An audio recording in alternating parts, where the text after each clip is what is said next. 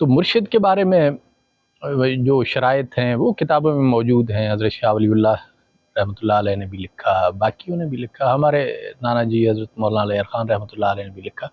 تو وہ تو ساری کتابوں میں موجود ہیں، وہ آپ کو ادھر سے مل جائیں گی. میں اس کے علاوہ ایک دو باتیں آپ سے کہنا چاہوں گا.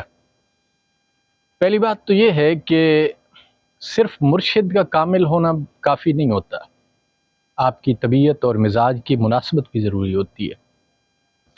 تو مرشد میرے خیال میں ایسا ہونا چاہیے کہ جس کے ساتھ آپ ہر قسم کی بات کر سکیں، جو آپ کے اندر ہے آپ جا کے ان سے بات کریں. دینی معاملات ہیں، دنیاوی معاملات ہیں، کچھ اچھا کیا، برا کیا، نیکیاں، خامیاں، سب کچھ آپ اس سے بات کر سکیں. آپ کے دنیاوی جو معاملات ہیں ان میں بھی وہ آپ کو گائیڈ کرے، صرف دینی معاملات میں نہیں.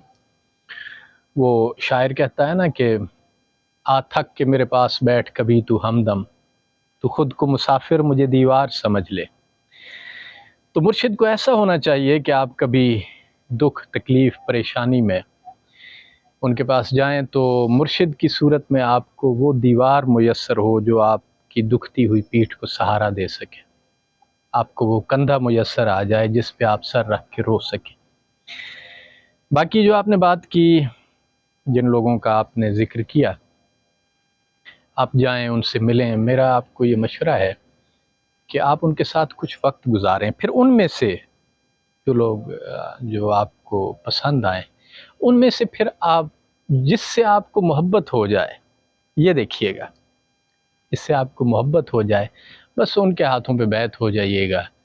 پھر دیکھیے گا فیض کیسے منتقل ہوتا ہے. کیونکہ اگر یہ چیز نہ ہو نا، مرشد بے شک کامل ہو، فیض ملتا نہیں.